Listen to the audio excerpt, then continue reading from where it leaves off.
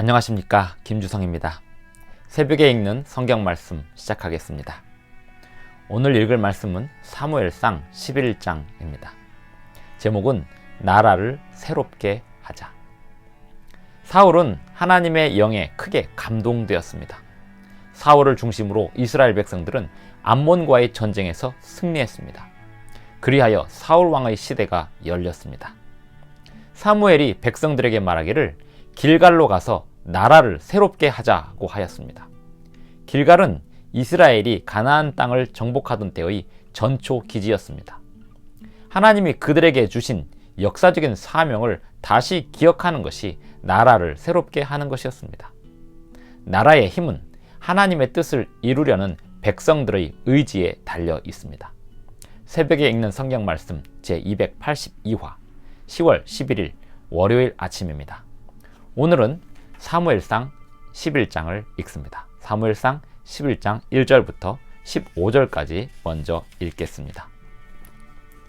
암몬 사람 나하스가 올라와서 길르앗 야베스에 맞서 진침해 야베스 모든 사람들이 나하스에게 이르되 우리와 언약하자.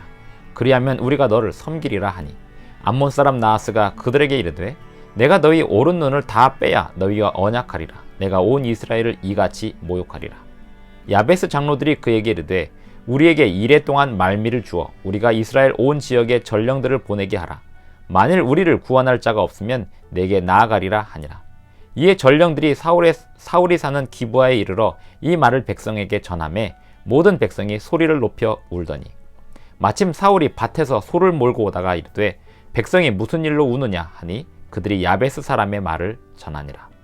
사울이 이 말을 들을 때에 하나님의 영에게 크게 감동되매 그의 노가 크게 일어나 한 겨리의 소를 잡아 각을 뜨고 전령들의 손으로 그것을 이스라엘 모든 지역에 두루 보내어 이르되 누구든지 나와서 사울과 사무엘을 따르지 아니하면 그의 소들도 이와 같이 하리라 하였더니 여호와의 두려움이 백성에게 임하매 그들이 한 사람같이 나온지라. 사울이 베색에서 그들의 수를 세어보니 이스라엘 자손이 30만 명이요 유다 사람이 3만 명이었더라. 무리가 와 있는 전령들에게 이르되 너희는 길르앗 야베스 사람에게 이같이 이르기를 내일 해가 더울 때에 너희가 구원을 받으리라 하라. 전령들이 돌아가서 야베스 사람들에게 전하매 그들이 기뻐하니라. 야베스 사람들이 이에 이르되 우리가 내일 너희에게 나아가리니 너희 생각에 좋을 대로 우리에게 다 행하라 하니라. 이튿날 사울이 백성을 3대로 나누고 새벽에 적진 한가운데로 들어가서 날이 더울 때까지 암몬 사람들을 치매 남은 자가 다 흩어져서 둘도 함께한 자가 없었더라. 백성이 사무엘에게 이르되 사울이 어찌 우리를 다스리겠느냐 한 자가 누구니이까 그들을 끌어내소서 우리가 죽이겠나이다.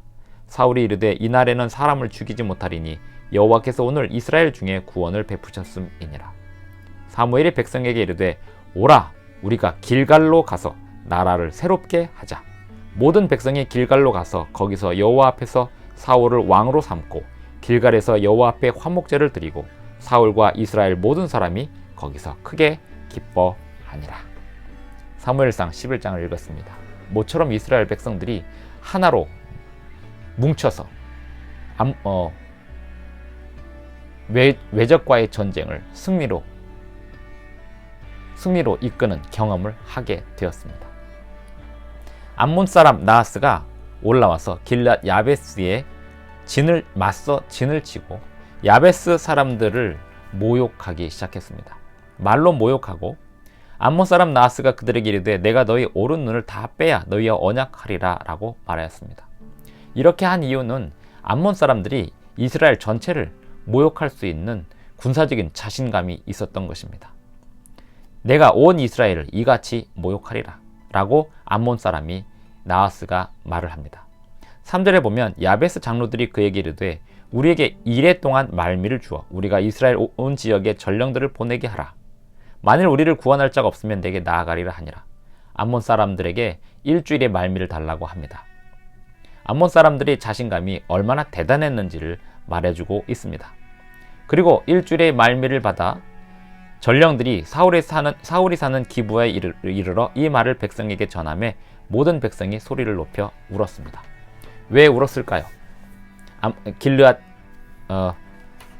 야베스 사람들이 모욕을 당하는 것은 이스라엘 사람들 전체가 모욕을 당하는 것이나 다름이 없었기 때문입니다. 왜냐하면 이스라엘의 12지파는 서로 아브라함과 이삭과 야곱의 자손들로서 한 민족이기 때문에 그랬습니다.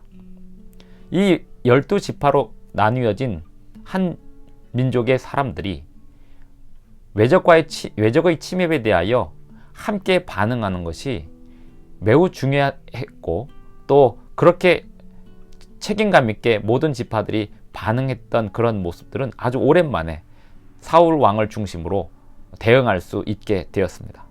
6절, 사울이 이 말을 들을 때에 하나님의 영에게 크게 감동되며 그의 노가 크게 일어났습니다. 사울이 11장에서 하나님에 의하여 왕으로서 지정이 되었습니다만, 백성들 중에 대다수가 호응하고 또 좋아했지만, 어떤 불량배들은 이 사람이 어떻게 우리를 구원하겠느냐 하고 멸시하고 예물을 바치지 아니하였다고 하면서 10장에서 마친 바 있었습니다. 하지만 이 암몬 사람 나하스와의 전쟁에 앞서서 사울이 하나님의 영에게 크게 감동되자 거룩한 분노로서 이스라엘 백성들을 끌어모읍니다. 7절, 한 결의의 소를 잡아 각을 뜨고 전령들의 손으로 그것을 이스라엘 모든 지역에 두루 보내어 이르되, 누구든지 나와서 사울과 사무엘을 따르지 아니하면 그의 소들도 이와 같이 하리라 하였더니 여호와의 두려움이 온 백성에게 임하여서 그 이스라엘 백성들이 한 사람같이 나오니라 라고 성경에 기록되어 있습니다. 사울 왕을 중심으로 모든 백성이 하나로 뭉쳤습니다. 그리고 점고를 해보니 이 백성들, 군사로 온 사람들의 숫자를 세어보니까 이스라엘 자손이 30만 명이고 유다 사람이 3만 명이라고 했습니다. 유다가 가장 멀리서 온 사람들이었습니다. 이 전쟁을 위하여 유다는 남방 끝이고, 지금 이 전쟁은 이스라엘의 북동쪽 끝 지역이기 때문에 이 유다 사람들이 가장 멀리서 온 사람들이었습니다.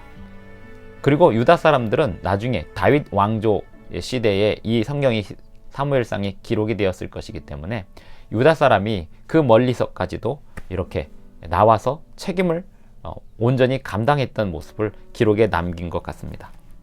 9절, 무리가 와 있는 전령들에게 이르되 너희는 길르앗 야베스 사람에게 이같이 이르기를 내일 해가 더울 때에 너희가 구원을 받으리라 하라.